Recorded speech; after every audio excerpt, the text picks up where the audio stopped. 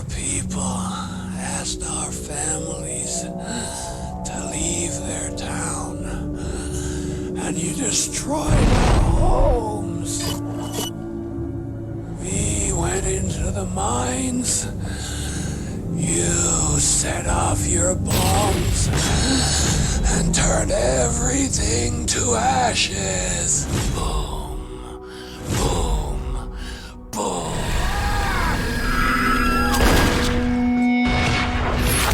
You made us what we've become.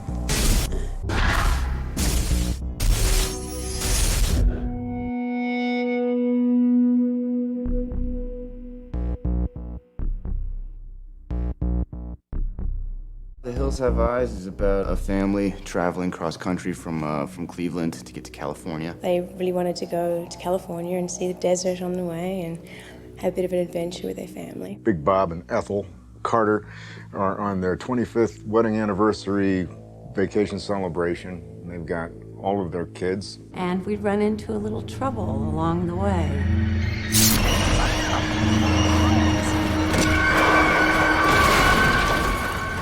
They get some bad directions, end up in the wrong place at the wrong time. Slowly but surely, they realize there are people living in the hills. And slowly but surely, they realize that they're being attacked by these people. And hell ensues, and it's about the family's struggle to survive.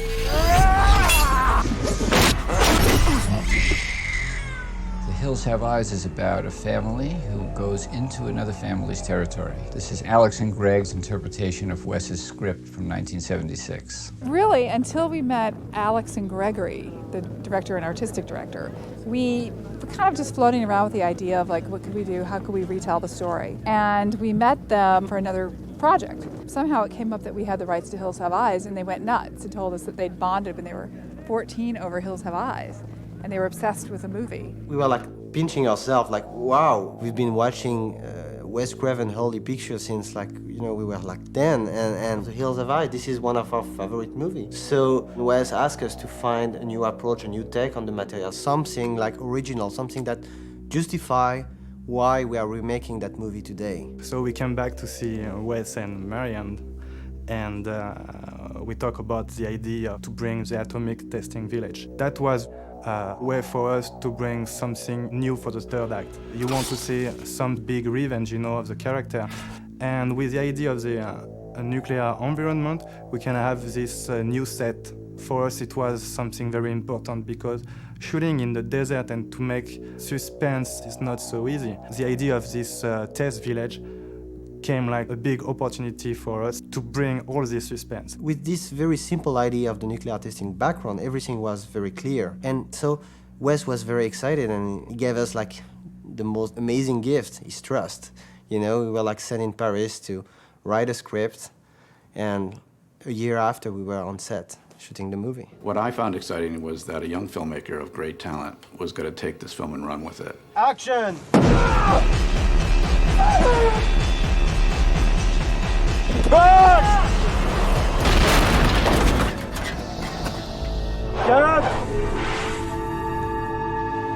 The car crash, the trailer and the SUV crash against the rock was a big scene because it's not like just an accident.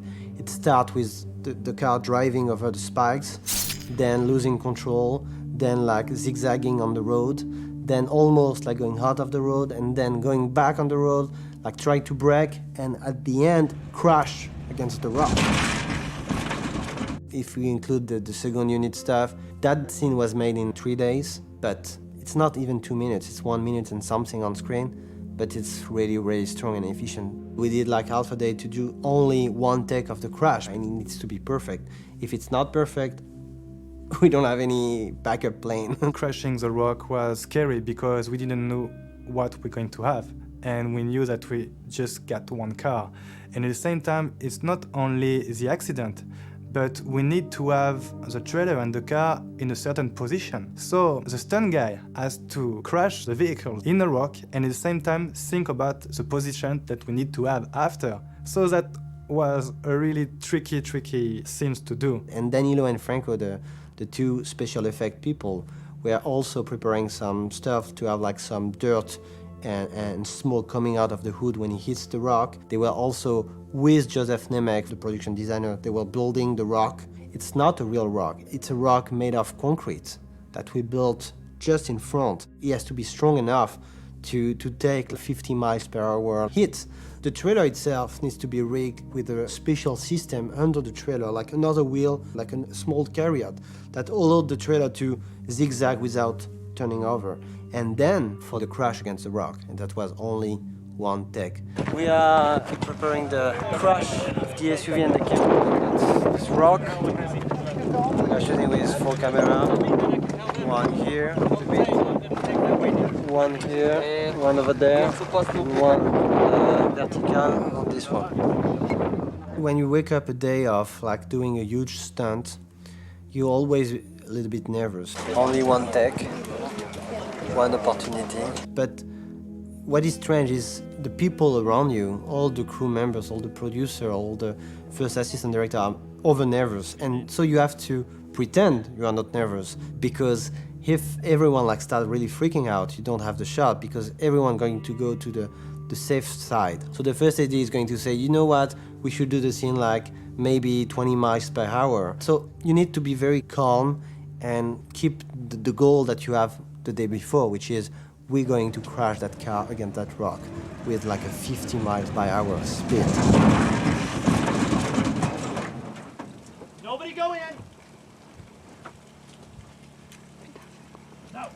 Good. You know, I worked with many stunt coordinators before, and Cedric did something just amazing. Ladies and gentlemen, Cedric! They crash the car in the middle of nowhere and start encountering all these weird things, and it turns out that it's these possessed people living in these hills.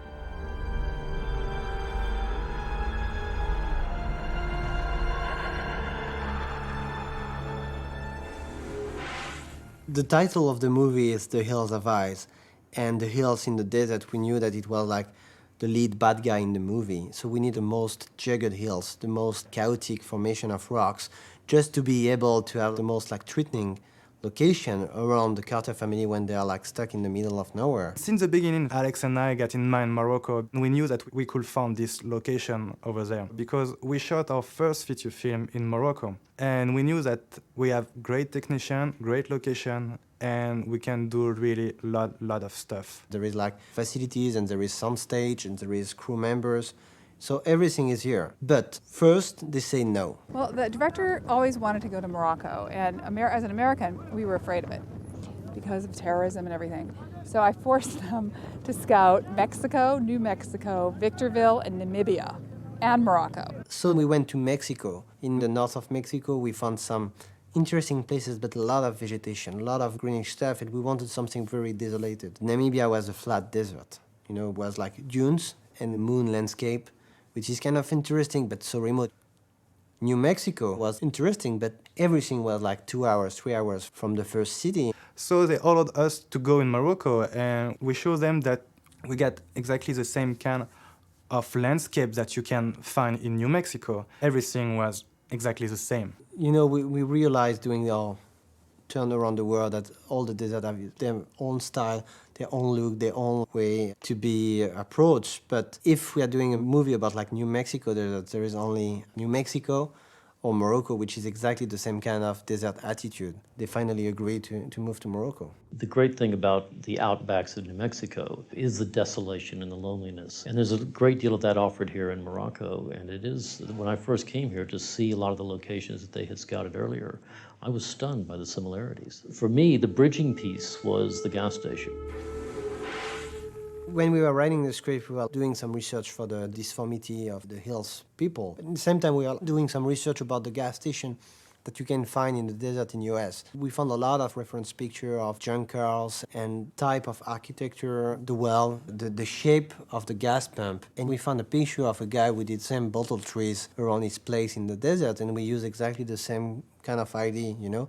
This guy is an alcoholic. He's living in his place alone and he's buying booze. These bottle trees are the symbol of all the bottle he drank. So we bring all that to Joseph Nemec, and he designed a gas station which includes all the details that we love. The gas station set, one of the things there was to continue to let the spaces get smaller as we moved deeper and deeper into this guy's psychosis. You know, the front part was larger, lots of windows, more open.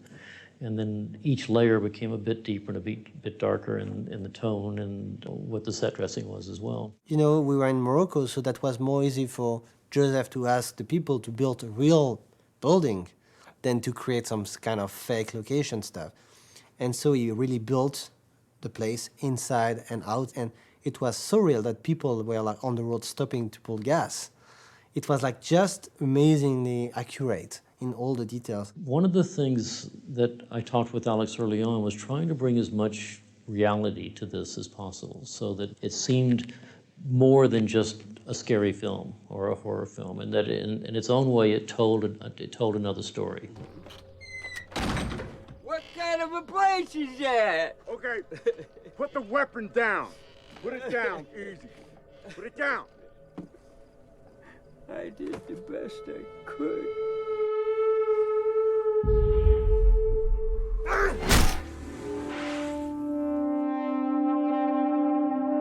I think as real as you can root it in the reality, then there's ultimate compassion that comes out of what you do.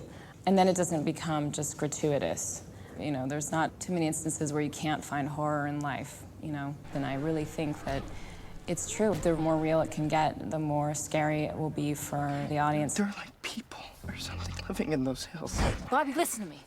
We're in the middle of nowhere, okay? I'm telling you, there is something going on. We're not alone.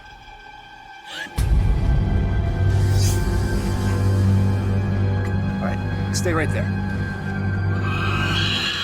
We are doing a movie about like a family trapped in the middle of the desert, trapped in the middle of the hills, facing something that they don't know and they don't have an idea of how brutal it's going to be. It's about like people trying to survive until the next day, you know? So to do a good movie like that, you need to be as real as you can.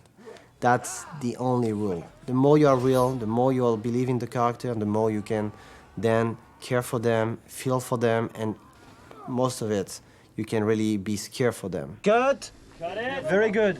That's exactly the same for the makeup and for the design of the people from the hills. If you have some ketchup, cheesy prosthetics effect like Toxic Avenger, nobody is going to believe it. So you need to make them so real, even on daylight, even under like the sun, so that you can say, okay, that's not makeup, that's real disformed people. And that's what Greg Nicotero and all the K&B guys managed to do.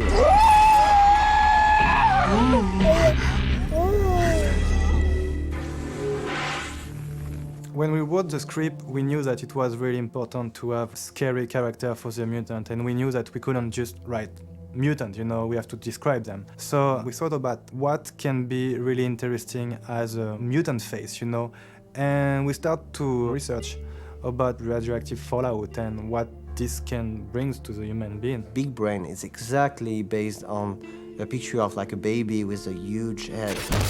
It's awful. It's like when nature take involved with Maine's bullshit, like experimentation and nuclear stuff, it became like really crazy. Through this document, we figured out what we want to write for each of the mutants and to have the reader of the script able to know how it's going to look. Alex and Gregory had very specific ideas about what they wanted the mutants to look like. So Scott Patton, who's one of our key designers and key art guys, used a program called ZBrush and started designing all the characters digitally in the computer. Fortunately for us, during the entire design phase, there was about a 3 or 4 week period where we had the opportunity to not only finish the designs in the computer, but then have our sculptors actually sit down and sculpt full-size maquettes of each of the makeups. That was a huge surprise. They did some real-scale sculpture of all the mutants. And we came one day, it was just amazing. I was really moved. I was really like, wow. You know, I was like tears in my eyes. They were like so real. The eyeball, the eyebrow, I mean, everything was perfect. The skin tone, the detail in the vein, everything was exactly what we wanted to have. And then we took off to Morocco to shoot the movie, and they were like still doing all the prosthetic and prepare all the stuff, and they sent us some QuickTime. And those QuickTime were just amazing. It, you know, from the CGI image from their computer to the sculpture to the QuickTime that they sent with all the makeup made for the first time, it was okay, we were sure that we were making a very, very scary movie. On fait les inserts, les mains, le jerrycan. We are doing the first shot with Pluto tonight. Michael Bailey-Smith, the actor, is in makeup since 3 hours now. And it's the scene where he's siphoning all the gas from the SUV. I remember we were like shooting, and the first AD came and said, you know, they are like starting the makeup on Pluto, do you want to come and see? And I said, no, I just prefer to wait, and I want him to come on set.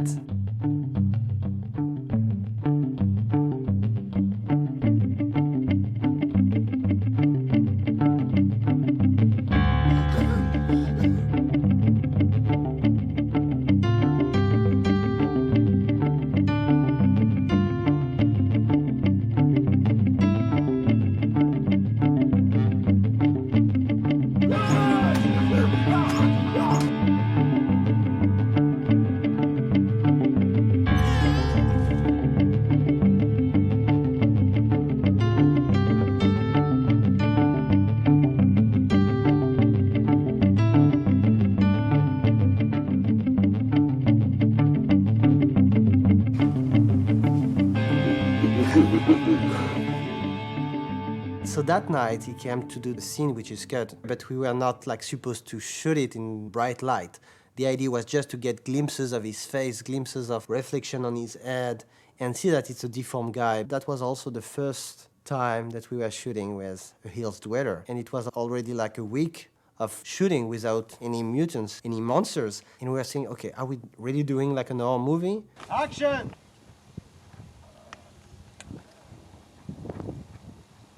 Gaz!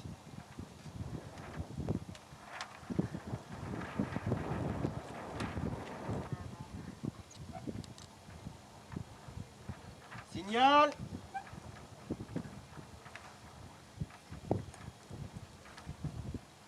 Cut! Cut it! I feel much better. We just did our first shot with one of the Hills Dweller, and it's very good. It's very creepy. You just catch some glimpses of his deformed skull, and it's the first time that you see Pluto, and it works very well. It's very exciting. Michael Bailey-Smith is giving life to the makeup. The way he moves his mouth, the way he moves his eyes, the way he moves his body, it was like perfect. There are times when you look at him and he's kind of sad looking and you almost sympathize with him. Pluto's a very innocent, childlike character, but incredibly vicious. And you almost want to hug him, but you know you don't want to. When he goes on the rage, when he goes through Big Brain's house and destroys everything, there's no way in the world you want to be anywhere near that guy. I think everybody inside wants to unleash that dark side. It's fun, it's very cathartic. When you get done doing a scene and you're beating the hell out of somebody, of course, movie magic, but still you're doing it and you got all this rage and emotion, and it's real, but it's controlled. Man, when they call cut, and you know you nailed the scene, it's just an incredible feeling. Cut it! Fuck yeah! Fuck yeah! I remember the first makeup test we did on Michael Bailey-Smith here. To be able to see his expression go from sympathetic to angry, it's a tribute to the makeup guys, and it's certainly, definitely a tribute to him as a performer, to be able to emote and act through the prosthetics. And, Lizard's application was almost as complex, and he wasn't even covered in a lot of stuff. Greg Nicotero developed a process which is a kind of fake jaw that you put as a prosthetics, and part of the fake jaw is something that pushes your lips up. The dentures would go in and sort of ride on top of his lip. So his dentures actually pushed his lip up, and then the acrylic was formed in a way to make it look like there was a big piece of missing skin there. I loved that as an actor, to have special effects makeup on and to be transformed. It takes you back to the impulses that brought you into acting to begin with.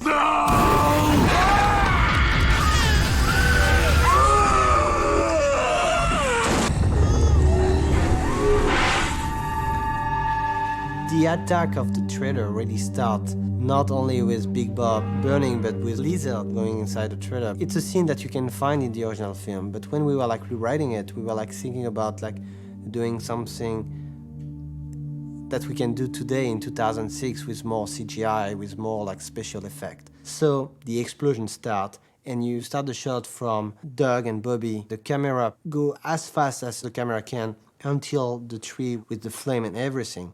So that shot was made with Steadicam in real speed, like starting from the trailer, then the Steady camera has to cross all the desert, which was like almost like 3 minutes shot of walking in the desert between the stone, arriving on a tree where Ted Levine, playing Big Bob, was like tied on the tree and screaming in pain without the flame.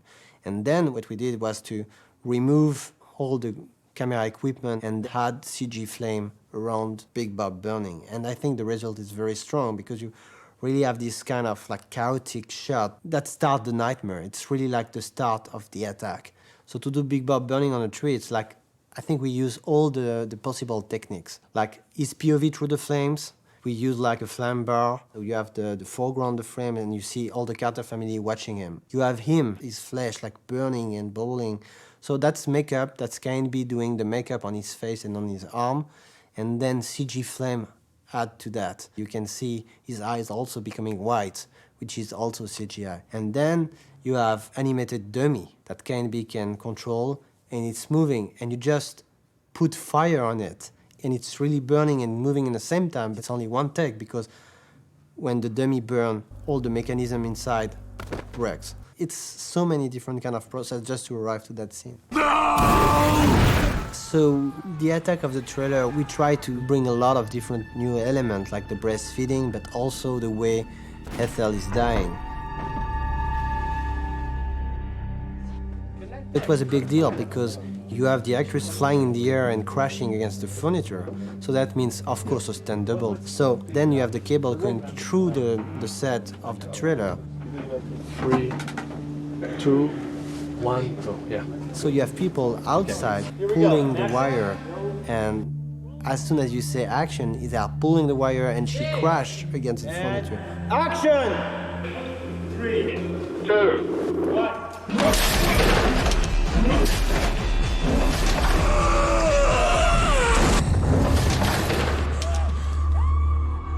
Cut! So at the end, it's like a lot of organization for one very quick effect. Then, at the end, even if the camera angle not showing everything, you have like the side angle where you have to erase the cable. Stand. Boom. On her. And The screwdriver is like a retractable screwdriver. That's really one of the oldest gag you know in the cinema. And in the air. Okay. Take the time, you are in pain.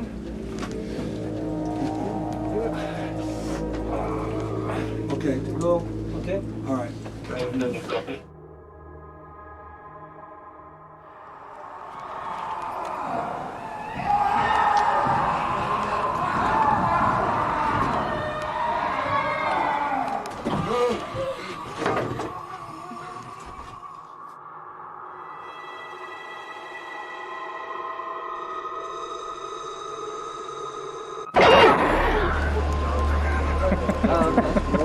We had talked about doing a dummy head of her because they wanted a shot behind Lynn so that when you pull the trigger, so that you could see the exit road, which is just such a brutal ending to that whole sequence. And then on top of it, when Aaron comes in and finds her, and then there's that last sort of convulsion when she's on the floor. Okay. Oh, it was, it's intense. I mean, it's like that really is true horror.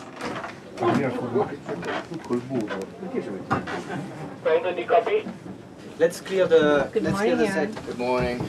How you doing? Good. I'm great. I'm so good. We did a great job. Yeah. Hi, dear. Yes, I've I did. noticed that about you, Alex. I've noticed that. This movie implies so many gag, like the screwdriver, the Ethel flying in the trailer, Vanessa Shaw being shot in the head, and the brain flying on the mobile. I'm going to do some brain and blood splatter on the mobile with the family picture. Senza toccare, ecco fatto.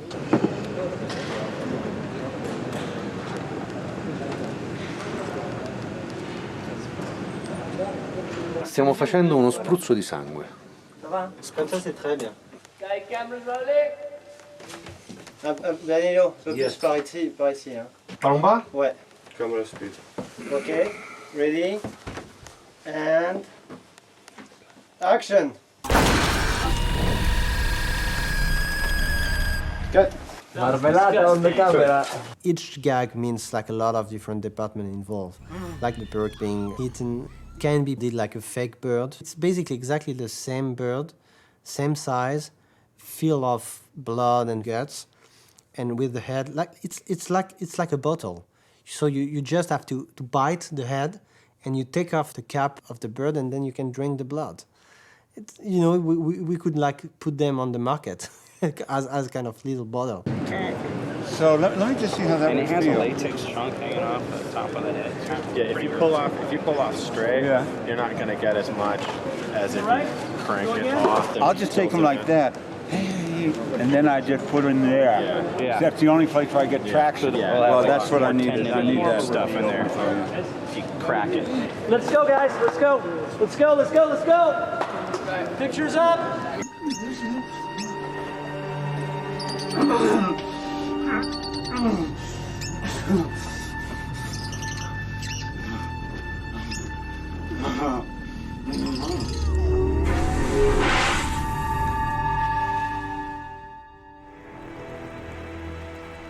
You know, we didn't realize when we were writing that there were so many animals involved in the film, like the 2 German shepherds, the 2 birds in the cage, the lizard on the road, the scorpion on the rock, the raven in the crater, the snakes, which was like delayed. We have the snakes like going through Bobby when he fall in the labyrinth of rock. We had like a rattlesnakes coming towards him, but we cut that. The vultures at the end, the flies. So thanks God we have a very good second unit. We were like working very hard, and Greg was doing a lot of stuff to cover that, because it's never easy with animals. When you shoot with animals, it's very, very hard to have what you want, so you always need a lot of time. And it's difficult for a whole crew, you know, to be around not just one animal. So we decided to split, and I did on my side all the stuff with animals, insects, I mean like lizard and scorpions and stuff like this. The lizard was a nightmare. We were supposed to have like a shot of the lizard coming from behind a rock, crossing the road, and then stopping in the middle of the road before the car arrived. And Greg and the second unit went like for a whole day like shooting stuff with the lizard, but the lizard under the heat doesn't move. You can train a lizard. And then you have like the scorpion. Greg and the second unit managed to make that unbelievable shot where the scorpion is like running on the rock, and then the camera crane towards the fence. That was very, very hard to do, and they managed to have exactly the scorpion. But to get that, you have like someone like the animal wrangler like behind the rock, like pulling the scorpion, and you have like maybe one chance on like 100 to have the scorpion exactly going in the good direction, which is the case. And then the raven in the crater, we were like never staying in position, and it was so hard that they were like almost falling for the heat. It was kind of crazy, and I forgot the most important, which is the pig. We have like a disaster. We lost all the piglets for one scene, and so we were like not able to shoot when Lizard is like going to kill the baby and he's pulling the blanket and you see the piglet. You know, we had to find another pig. It was like a huge deal. Morocco is not like a pig country. It's like, you know, it's Muslims. There is no pig anywhere. You know, people say that you have trouble with animals and children. We were in hell with animals, but we have to say that for children it was like a dream. Ruby wasn't a child. Ruby is Laura Ortiz. She's 18 years old, even if she looks really young, as the character should be like 12 years old. But she's an adult. But for the baby and for the children in the village, one of them is from Casablanca, the other one is the daughter of our first assistant director, and she really was like amazing. Judy, look up. The way she went through the fits in and everything, just A little loud. Do it loud. Okay. Yes. Okay. But the baby saved us. little 6 months baby girl. She never cried. She was always playing exactly what we were expecting her to play. And her parents were like so cool.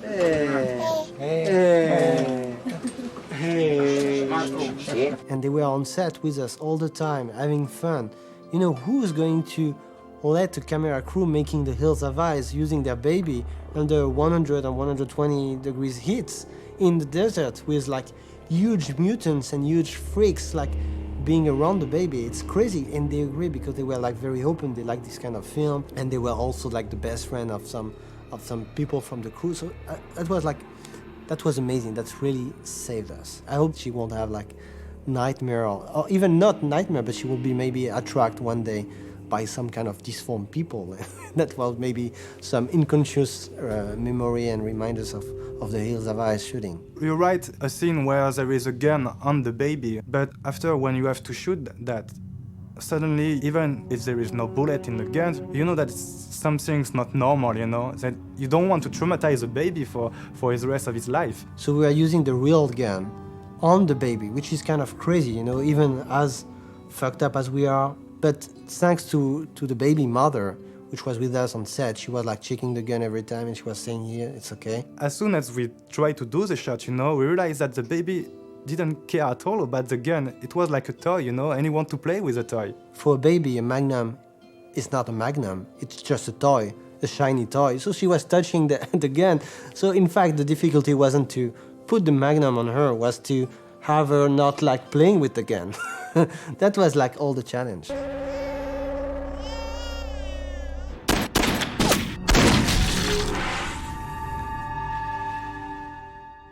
The best movie made are like always the one where finding the good balance between production, special effect, and CGI. When it's only CGI, you don't believe it. When it's only special effect, it looks fake.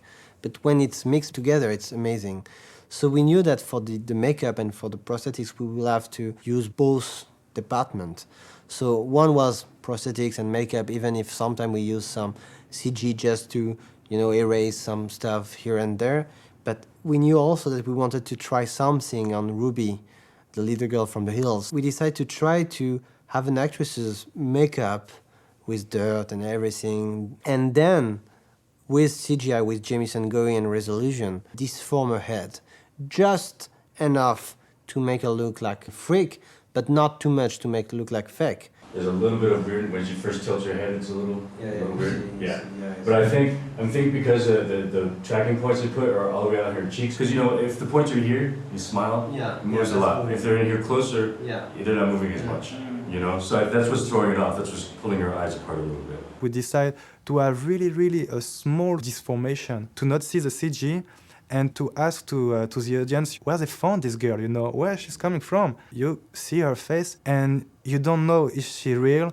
Is it makeup? But at the same time, her eyes is bigger, very disturbing. And I think that one of the characters works really well. We're going to be taking her eyes and warping them apart, kind of expanding the bridge of her nose and her forehead a bit, and kind of expanding her cranium. So before I came out here, I took our actress, Laura Ortiz, who plays Ruby, to a scanning facility called Cyber Effects and did a 3D scan of her forehead. You know, for the most part, it's a two-dimensional effect, you know, just stretching her face. But if she turns her head like this, it's going to give the effect away. So we want to do a transition from a 2D warp into a 3D model so that, you know, we can have her cheekbones looking correct and not, you know, kind of preserve this bone structure, you know, that she has. I think effects, as far as creating digital characters, have been pretty transparent as far as being digital characters until now. And what we're doing with her is a lot more subtle than that, where it's a freakiness that defies the human perception of what another human looks like. That is a genuine bona fide human and not a wireframe model. We use exactly the same technique on the little girl who say,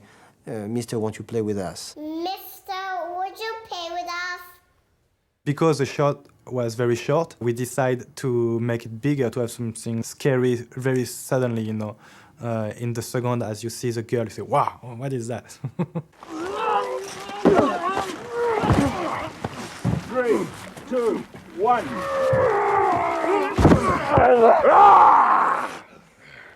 Good?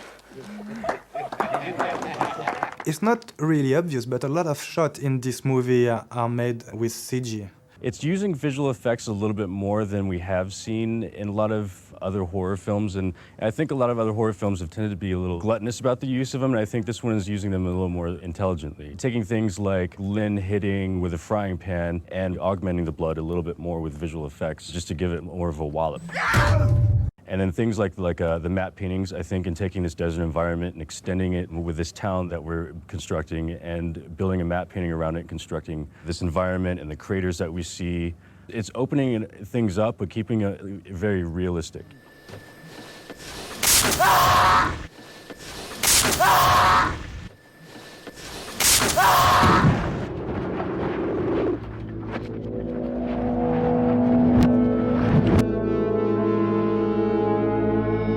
The trailer explosion was one of these scenes where you are just one take, and it was, of course, very important to do it well. I mean, that's the end of the movie where our protagonist knows that they survive to this awful experience. Today, at least, we're going to explode this trailer, which is very good news. After spending so much time covering all the angle, covering all the action, so much stuff going on around this trailer, because this is really the main location of the movie.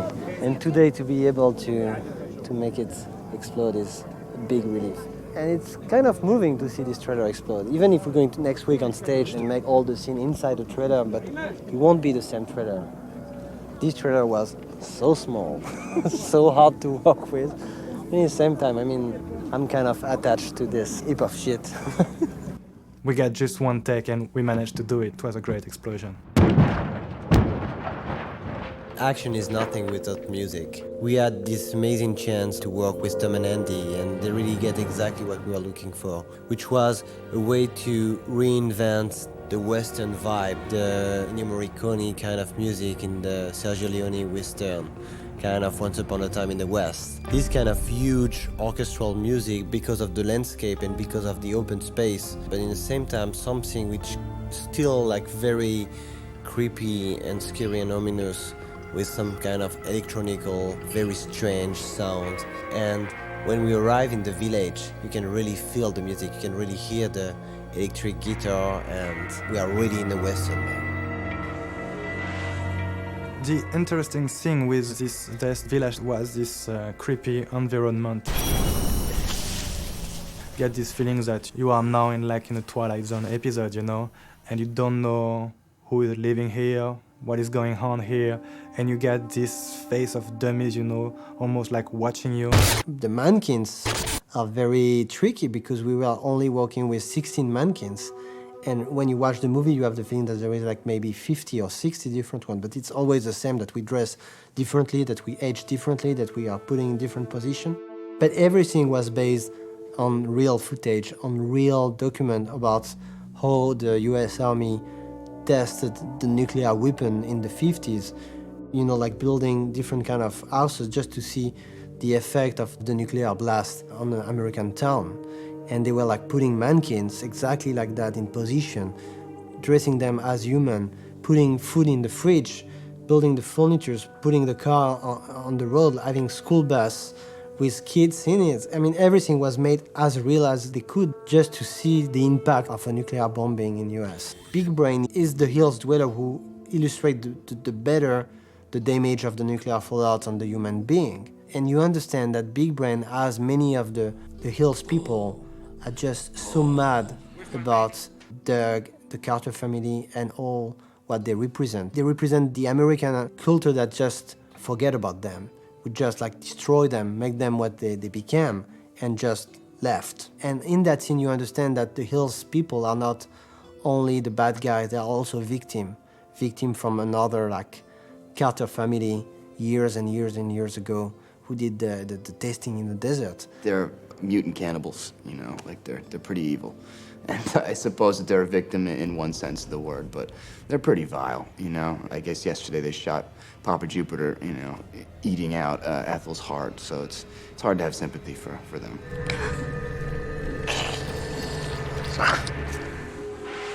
Hitting the heart was absolutely disgusting. It was absolutely disgusting. I was really like, damn, cut it, please. And more than the heart, it was like the piece of meat that he has coming down from his mouth. That was terrible. Billy Drago, who's the same kind of actor than Michael Billy Smith. He's the guy who's living the scene. He's not like acting. He's like, okay, you're a cannibal, you are eating the heart of like one of your victims, do it. And he's doing it. I'm sure if you ask Billy Drago to kill someone on camera, he will do it. He's amazing. He's one of the best actors for that because he's giving everything. I look at it as anything is possible.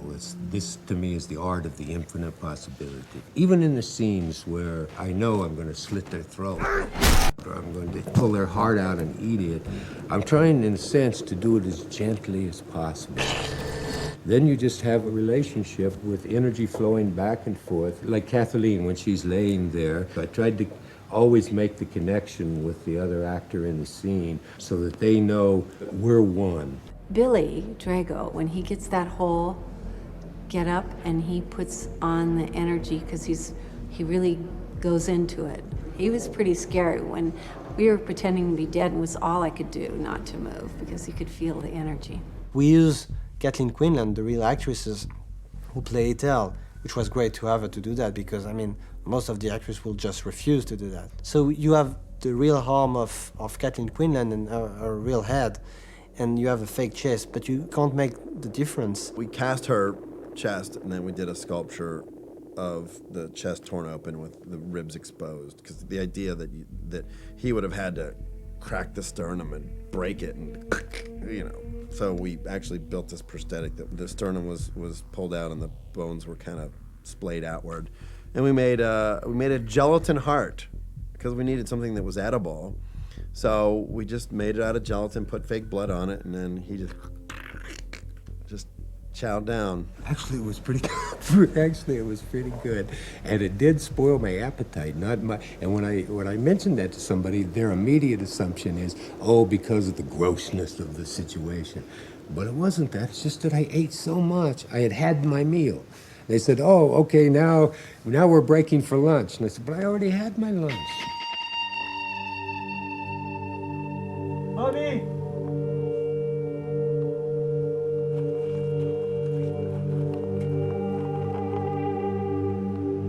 Good. Okay, that's lunch. Thank you, guys. And then it's breakfast time. What's so funny? It's breakfast time. It takes time to prep the shot because you have to be sure that nobody is going to get hurt. It's breakfast time. That's my first time going through a window. That's cool, bro. That's cool. Thank you for letting me do this. To see him crushing this window, with so much violence, was extraordinary. That fight was 4-5 days shooting scene. So there's maybe like 50 or 60 different gags in the scene. 3, 2, 1, Afro. That was great. Not including the action and the fight and the choreography of the fight. It's huge.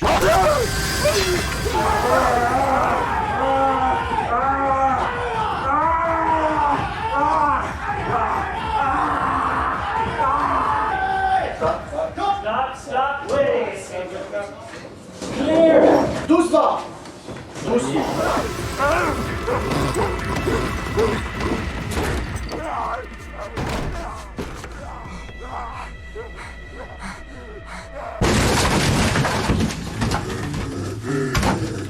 Ready and action.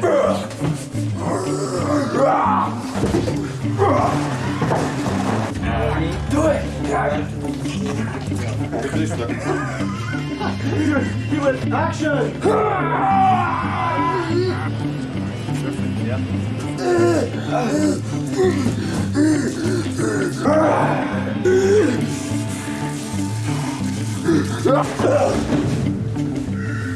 We are in the heart of the fight. In a few minutes we're going to crash. Here we go, guys. Allez, dans l'énergie, allez.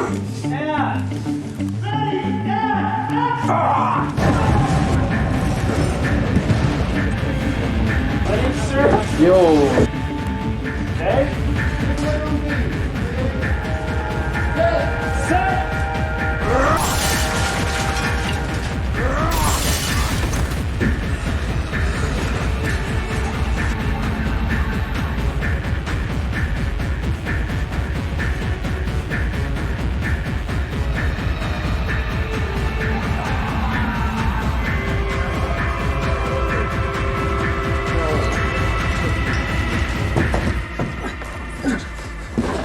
goes in there. There's a metal tube, so it should guide itself. So you can just put it in. Move the head a little bit to start. Okay.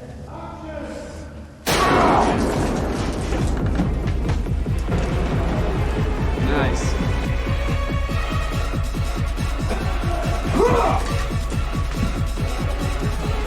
Little bit.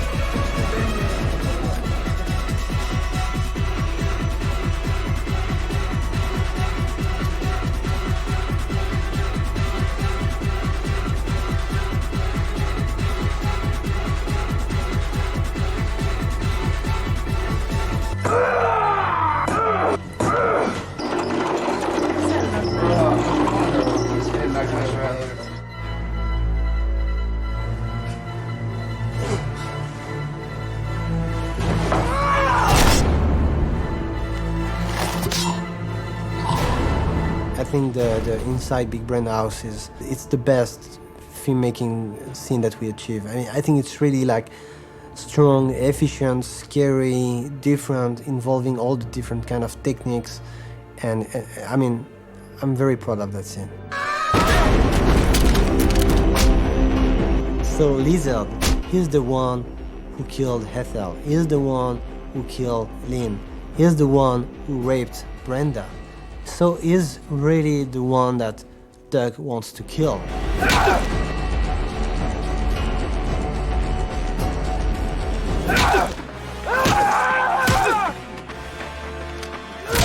We built a character who is at the beginning of the movie a kind of very coward, non-violent, that he doesn't like guns. And at the end of the movie, Doug became someone else. To save his baby, he has to become as the bad guys. And so he has to use weapon like the shotgun. To do that, I mean, it means a lot of different elements. It's in between Lizard's stunt double and Lizard himself being beat in the face. But that's also where you have some great surprise. 1, go! Because Lizard makeup is a fake jaw applied in his mouth, it lets his lips very open. So when you put some blood inside the lips, when he's doing some movement like that with his head, getting the blood split naturally on his face. And the result is amazing. You really have the feeling that he has his nose being broken. Oh, fuck! And then you have all the different squib for the gunshot. One of them is the regular one in the stomach. You have to wait exactly the good position to have Robert present well the... And I'll feel it, obviously. So when I feel it, I just go let go of my arms, basically, right? Yes. I go... That's good. And action! And...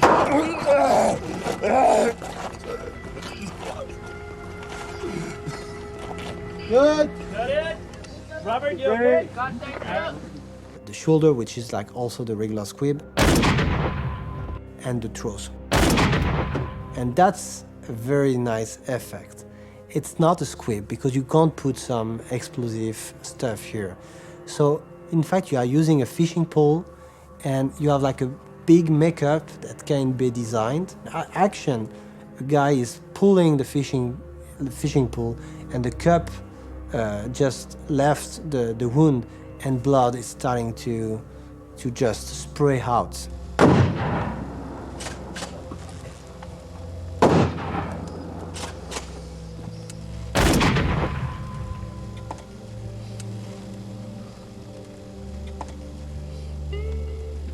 Making The Hills Have Eyes was a long journey for ourselves also. I mean, the time of the writing and then the shooting in the desert and all the techniques involved in the picture and editing and all the visual effect was a long, long, long adventure. But at the end, I'm very, very happy with the movie because it was for us, after High Tension, the perfect next step just to explore and being able to develop what we try on High Tension, just to go further in the fear, further in the scare, and most of it doing a real survival kind of film.